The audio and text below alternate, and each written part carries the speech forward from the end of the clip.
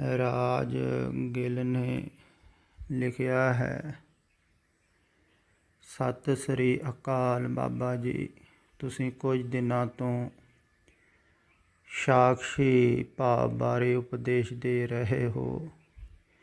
ਕਿਰਪਾ ਕਰਕੇ ਸਮਾਧੀ ਅਵਸਥਾ ਬਾਰੇ ਵੀ ਫਰਮਾਓ ਜੀ। ਸਮਾਧੀ ਵੀ ਜਾਗਰਣ ਹੈ ਜਾਂ ਲੀਨਤਾ ਹੈ ਜਾਂ ਸੁੰਨ ਅਵਸਥਾ ਹੈ? ਅਗਰ ਕੋਈ ਸ਼ਬਦ ਵੱਧ ਘੱਟ ਲਿਖਿਆ ਹੈ ਤਾਂ ਮਾਫੀ ਚਾਹੁੰਦਾ ਹਾਂ। ਆਪ ਜੀ ਨੂੰ ਕੋਟ ਕੋਟ ਨਮਸਕਾਰ ਬਾਬਾ ਜੀ।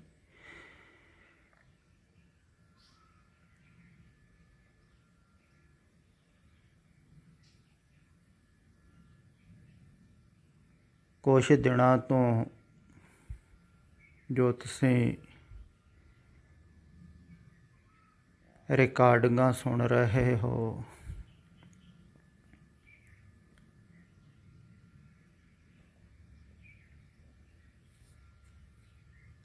ਉਹਦੇ ਵਿੱਚ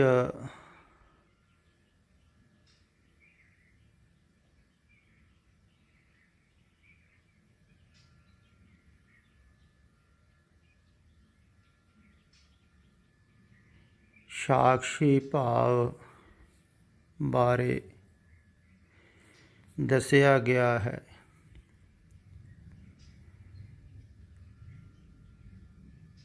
ਤੇ ਇਹ ਕਹਿੰਦੇ ਹਨ ਵੀ ਤੁਸੀਂ ਸਮਾਧੀ ਦੀ ਅਵਸਥਾ ਬਾਰੇ ਵੀ ਫਰਮਾਓ ਜੀ।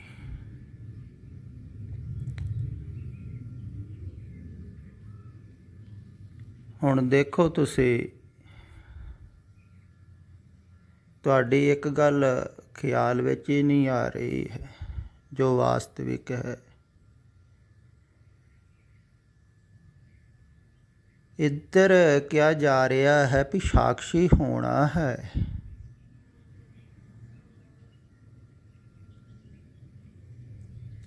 ਪਰ ਤੁਸੀਂ ਸਾਖਸ਼ੀ ਹੋਣ ਬਾਰੇ ਸੁਣ ਰਹੇ ਹੋ।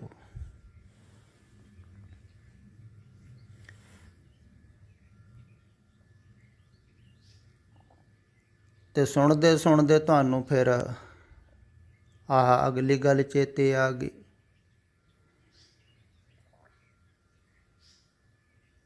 ਵੀ ਸਾਖਸ਼ੀ ਤੋਂ ਬਾਅਦ ਸਮਾਧੀ ਵੀ ਹੋਵੇਗੀ। ਫਿਰ ਸਮਾਧੀ ਕਿਹਨੂੰ ਕਹਿੰਦੇ ਹਨ? ਉਹ ਕੈਸੀ ਅਵਸਥਾ ਹੋਵੇਗੀ? ਉਹ ਜਾਗਰਣ ਹੈ ਕਿ ਸੁੰਨ ਹੈ? ਸੁੰਨ ਸਮਾਧੀ।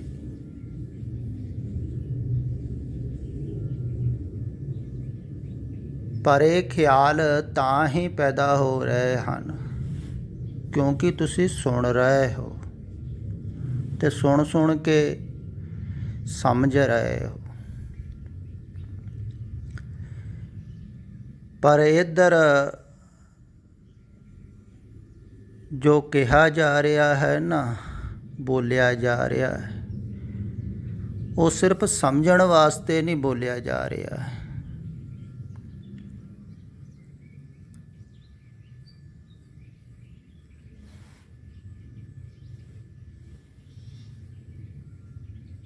ਨਾ ਹੀ ਕੋਈ ਸਮਝਾਉਣ ਦੀ ਚੇਸ਼ਟਾ ਹੈ।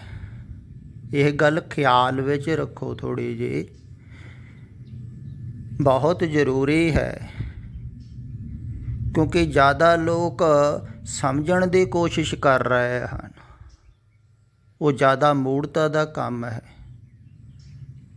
ਉਲਟੇ ਪਾਸੇ ਨੂੰ ਚਲੇ ਜਾਣਗੇ ਜਿਹੜੇ ਵੀ ਸਮਝਣ ਦੀ ਕੋਸ਼ਿਸ਼ ਕਰਨਗੇ।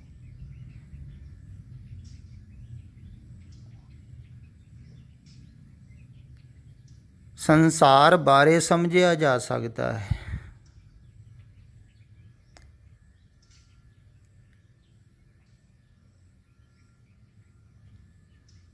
ਸੰਸਾਰ ਦੀ ਪ੍ਰਾਪਤੀ ਵਾਸਤੇ ਸਮਝਿਆ ਜਾ ਸਕਦਾ। ਹਾਂ, ਸੰਸਾਰ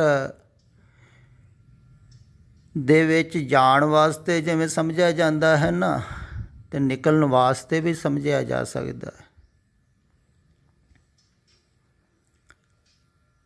पर समझ समझ के निकलना है।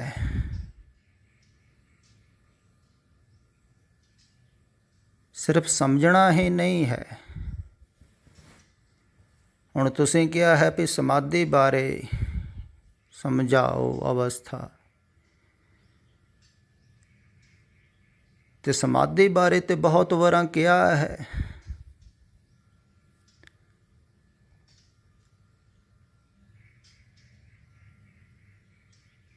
ਤੇ ਸਮਾਧੀ ਅਵਸਥਾ ਬਾਰੇ ਤੁਸੀਂ ਅਜੋਕੇ ਸਮੇਂ 'ਚ ਤਾਂ ਬਹੁਤ ਹੀ ਸੁਖਾਲਾ ਕੰਮ ਹੈ। ਪੁਰਾਣੇ ਸਮਿਆਂ 'ਚ ਤਾਂ ਸ਼ਾਸਤਰ ਪੜ੍ਹਨੇ ਪੈਂਦੇ ਸਨ, ਸਮਝਣਾ ਪੈਂਦਾ ਸੀ। ਅਜੋਕੇ ਸਮੇਂ 'ਚ ਤਾਂ ਸੋਸ਼ਲ ਮੀਡੀਆ 'ਤੇ ਹਰ ਚੀਜ਼ ਬਾਰੇ ਹੀ ਸਮਝਾਇਆ ਹੈ।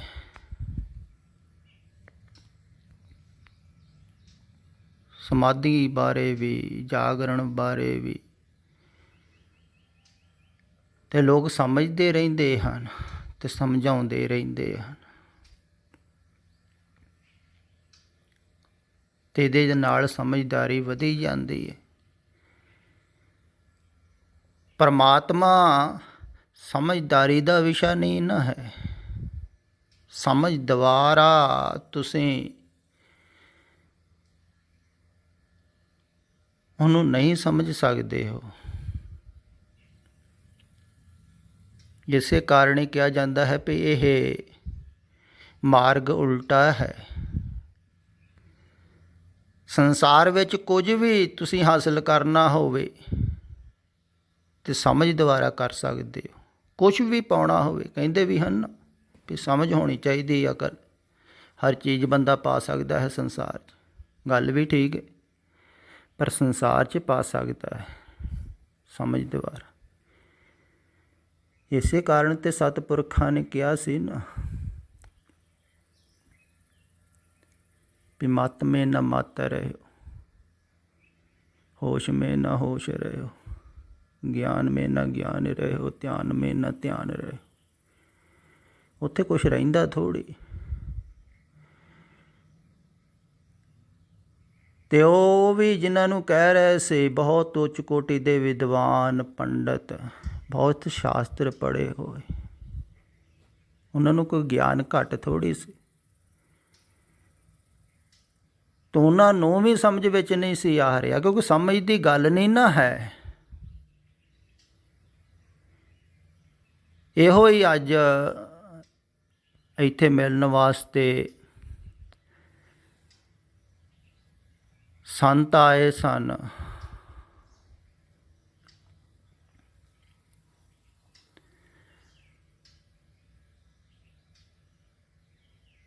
ਅਤੇ ਉਹ ਬਹੁਤ ਸਮੇਂ ਤੋਂ, ਬਚਪਨ ਤੋਂ ਹੀ ਇਹ ਸਾਧੂ ਮਹਾਤਮਾ ਦੀ ਸੰਗਤ ਕਰਦੇ ਰਹੇ।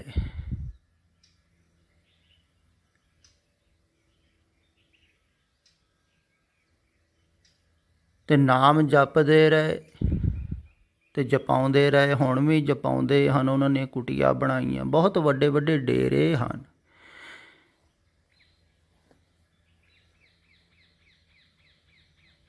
ਅਤੇ ਬਹੁਤ ਸਾਧਕ ਵੀ ਰਹਿੰਦੇ ਹਨ ਉਹਨਾਂ ਕੋਲ, ਸਾਧਨਾ ਵੀ ਕਰਵਾਉਂਦੇ ਹਨ। ਅਤੇ ਬਹੁਤ ਸਮਝ ਹੈ।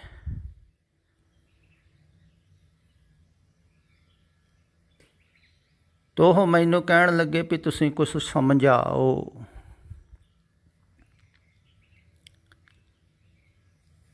ਅਤੇ ਮੈਂ ਉਹਨਾਂ ਨੂੰ ਵੀ ਇਹੋ ਗੱਲ ਕਹੀ ਸੀ ਵੀ ਇਹ ਸਮਝਣ ਯੋਗ ਗੱਲ ਹੀ ਨਹੀਂ ਹੈ।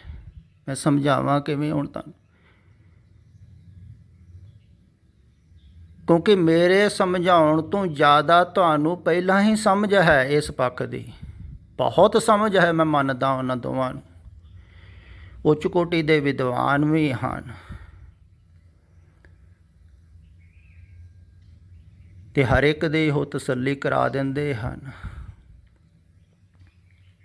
ਸਮਝਾ ਕੇ। ਉਹਨਾਂ ਦੀਆਂ ਰਿਕਾਰਡਿੰਗਾਂ ਵੀ ਲੋਕ ਸੁਣਦੇ ਹਨ, ਉਪਦੇਸ਼ ਸੁਣਦੇ ਹਨ। ਸਮਝ ਵੱਲੋਂ ਕੋਈ ਕਮੀ ਨਹੀਂ ਹੈ, ਬਹੁਤ ਗਿਆਨ ਹੈ। ਬਹੁਤ ਸਮਝ ਹੈ, ਨੌਲੇਜ ਹੈ ਪੂਰੀ ਹੀ ਧਰਮ ਬਾਰੇ, ਅਧਿਆਤਮ ਬਾਰੇ। ਬਾਹਰੀ ਧਰਮ ਤੇ ਉਹਨਾਂ ਨੇ ਛੱਡਿਆ ਹੀ ਹੋਇਆ ਸੀ, ਫਿਰ ਵੀ ਬਹੁਤ ਨੌਲੇਜ। ਤੇ ਮੈਂ ਕਿਹਾ ਸਮਝ ਦੁਬਾਰਾ ਇਹ ਸਮਝਾਇਆ ਨਹੀਂ ਜਾ ਸਕਦਾ, ਕਿਉਂਕਿ ਸਮਝ ਤੁਹਾਡੇ ਕੋਲ ਪਹਿਲਾਂ ਹੀ ਬਹੁਤ ਹੈ, ਮੇਰੇ ਨਾਲੋਂ ਜ਼ਿਆਦਾ ਸਮਝ ਹੈ, ਮੈਂ ਵੀ ਮੰਨਦਾ। ਫਿਰ ਇਹ ਸਮਝਾਉਣ ਵਾਲੀ ਗੱਲ ਨਹੀਂ ਹੈ। ਅਗਰ ਸਮਝਾਉਣ ਵਾਲੀ ਗੱਲ ਹੀ ਹੁੰਦੀ ਤਾਂ ਮੇਰੇ ਕੋਲ ਰਹਿੰਦੇ ਹਨ, ਇਹਨਾਂ ਨੂੰ ਮੈਂ ਸਮਝਾ ਦਿੰਦਾ ਤੇ ਇਹਨਾਂ ਦੀ ਸਮਝ ਵਿੱਚ ਆ ਹੀ ਸਕਦਾ ਸੀ ਨਾ। ਸਾਰੀਆਂ ਤਾਂ ਗੱਲਾਂ ਆ ਜਾਂਦੀਆਂ ਸੰਸਾਰ ਦੀਆਂ, ਇਹ ਕਿਉਂ ਨਹੀਂ ਆ ਸਕਦੀ? ਬੰਦਾ ਇਹੋ ਸੋਚਦਾ ਹੈ ਨਾ, ਦਰਅਸਲ ਜ਼ਿਆਦਾਤਰ ਇੱਦਾਂ ਸੋਚਦੇ ਬੰਦੇ ਵੀ ਸਾਰੀਆਂ ਗੱਲਾਂ ਜਦੋਂ ਅਸੀਂ ਸਮਝ ਲੈਂਦੇ ਹਾਂ ਵੀ ਇਹ ਕਿਉਂ ਨਹੀਂ ਸਮਝ ਵਿੱਚ ਆ ਰਹੀ। ਪਰ ਉਹਨਾਂ ਨੂੰ ਇਹ ਨਹੀਂ ਨਾ ਗੱਲ ਸਮਝ ਵਿੱਚ ਆ ਰਹੀ ਵੀ ਇਹ ਸਮਝ ਤੋਂ ਪਿੱਛੇ ਹੈ, ਉਹਦੇ ਦੁਆਰਾ ਸਮਝ, ਜਿਹਦੇ ਦੁਆਰਾ ਸਮਝ ਚੱਲ ਰਹੀ ਹੈ, ਉਹਨੂੰ ਸਮਝ ਕਿਵੇਂ ਪਕੜੂਗੀ? ਜਿਵੇਂ ਹੱਥ ਹੈ ਤੁਹਾਡਾ ਦੂਸਰੀ ਚੀਜ਼ ਨੂੰ ਪਕੜ ਸਕਦਾ, ਹੱਥ ਨੂੰ ਹੱਥ ਪਿੱਛੇ ਚਲੋ, ਤੇ ਇਹ ਤਾਂ ਕੁਛ ਕਰ ਵੀ ਸਕਦਾ ਆਦਮੀ ਪਕੜਨ ਵਾਸਤੇ, ਪਰ ਉਹ ਨਹੀਂ ਨਾ ਪਕੜਿਆ ਜਾ ਸਕਦਾ, ਪਿੱਛੇ। ਇਸ ਕਰਕੇ ਸਮਝ ਦੁਆਰਾ ਤੁਸੀਂ ਅਗਰ ਸਮਝ ਵੀ ਲਓ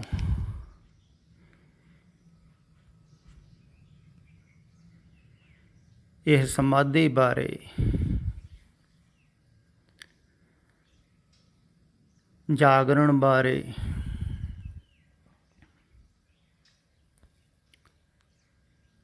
ਜਾਂ ਸੁੰਨ ਅਵਸਥਾ ਬਾਰੇ। ਹੁਣ ਸੁੰਨ ਕੋਈ ਅਵਸਥਾ ਥੋੜ੍ਹੀ ਹੈ, ਹੁਣ ਜਿਹੜੀ ਅਵਸਥਾ ਹੀ ਨਹੀਂ ਹੈ ਉਹਨੂੰ ਸਮਝੋਗੇ ਕਿਵੇਂ?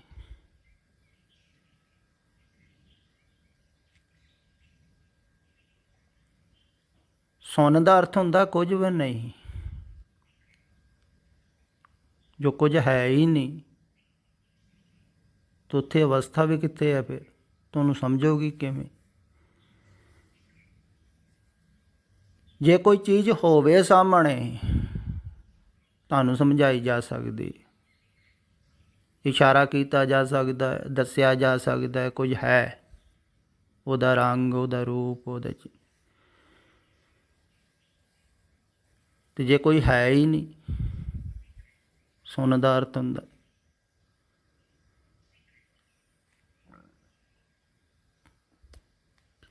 ਸਮਝ ਦੇ ਵਿੱਚ ਤੇ ਉਹੀ ਚੀਜ਼ ਆਊਗਾ ਨਾ ਜੋ ਕੁਝ ਹੈ। ਪਰ ਆਦਮੀ ਇਹਨੂੰ ਵੀ ਸਮਝਣ ਦੀ ਕੋਸ਼ਿਸ਼ ਕਰਦਾ ਤੇ ਕਈ ਸਮਝ ਵੀ ਲੈਂਦੇ ਹਨ, ਪਰ ਸਮਝ ਦੇ ਤਲ 'ਤੇ ਹੀ ਜਿਹੜੀ ਗੱਲ ਸਮਝੀ ਗਈ ਹੈ ਨਾ, ਉਹ ਸਮਝ ਦੇ ਤਲ 'ਤੇ ਹੀ ਰਹਿ ਜਾਂਦੀ ਹੈ। ਤੇ ਜੋ ਬੋਲਿਆ ਜਾ ਰਿਹਾ ਹੈ ਨਾ, ਇਸ ਕਰਕੇ ਨਹੀਂ ਬੋਲਿਆ ਜਾ ਰਿਹਾ ਹੈ ਤੇ ਤੁਸੀਂ ਸਮਝ ਲਓ। ਸਮਝ ਕੇ ਕੀ ਕਰੋਗੇ? ਲੋਕਾਂ को समझ घट थोड़ी है, नॉलेज घट थोड़ी है। धार्मिक लोगों को बहुत नॉलेज है, तो बहुत समझा रहे हैं, तो बहुत समझ रहे, पर मैं इधर समझा नहीं रहा हाँ तुहानू।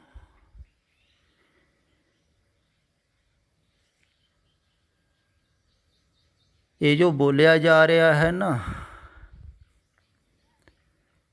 ਇਹ ਸਮਝਾਉਣ ਵਾਸਤੇ ਨਹੀਂ ਹੈ। ਇਹ ਗੱਲ ਖਿਆਲ ਵਿੱਚ ਰੱਖਿਓ, ਜਿੰਨਾ ਵੀ ਉਪਦੇਸ਼ ਦਿੱਤਾ ਗਿਆ ਹੈ ਪੁਰਾਤਨ ਸਮੇਂ ਦੇ ਵਿੱਚ ਵੀ ਸਤਿਪੁਰਖ ਦਿੰਦੇ ਰਹੇ ਹਨ, ਉਹ ਸਮਝਾਉਣ ਵਾਸਤੇ ਥੋੜ੍ਹੀ। ਉਸ ਉਪਦੇਸ਼ ਦੁਆਰਾ पढ़ पढ़ के, सुन सुन के, समझ समझ के वैराग पैदा हुंदा है।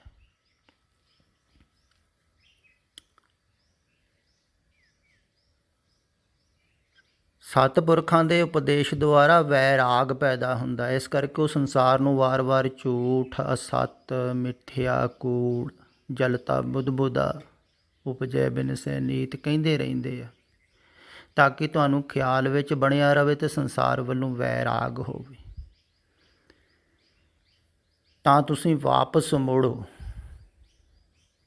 ਉਹ ਵਾਪਸ ਮੋੜਨ ਵਾਸਤੇ ਹੀ ਸਾਰਾ ਉਪਦੇਸ਼ ਦਿੰਦੇ ਆ, ਸਮਝਣ ਵਾਸਤੇ ਥੋੜ੍ਹੀ ਵੀ ਵਾਪਸ ਮੁੜੋ। ਤੁਸੀਂ ਤੁਹਾਨੂੰ ਪਤਾ ਲੱਗੇ ਤੁਸੀਂ ਜਿੱਧਰ ਜਾ ਰਹੇ ਹੋ ਉਹ ਗਲਤ ਰਸਤਾ ਹੈ, ਗਲਤ ਪਾਸੇ ਜਾ ਰਹੇ, ਤੁਸੀਂ ਝੂਠ ਵਾਲੇ ਪਾਸੇ ਜਾ ਰਹੇ, ਦੁੱਖ ਪਾਓਗੇ, ਕਸ਼ਟ ਪਾਓਗੇ। ਜਿੰਨਾ ਭਟਕੋਗੇ ਓਨਾ ਤੜਫੋਗੇ। ਇਸ ਕਰਕੇ ਉਹ ਰੋਕਦੇ ਹਨ ਵੀ ਇੱਧਰ ਨਾ ਜਾਓ, ਮੋੜ ਆਓ ਵਾਪਸ। ਆਓ ਘਰੇ ਪਿਆਰੇ, ਘਰ ਆਓ। ਜੇ ਘਰ ਤੂੰ ਰਹਿਣਾ ਬਸਣਾ, ਸੋ ਕਰ ਦਿਓ ਬਸਾ। ਇਹਨਾਂ ਘਰਾਂ 'ਚ ਰਹਿਣਾ ਥੋੜ੍ਹੀ, ਜਿਨ੍ਹਾਂ ਵੱਲ ਜਾ ਰਹੇ ਹੋ, ਜਿਨ੍ਹਾਂ ਵਾਸਤੇ ਜਾ ਰਹੇ ਹੋ।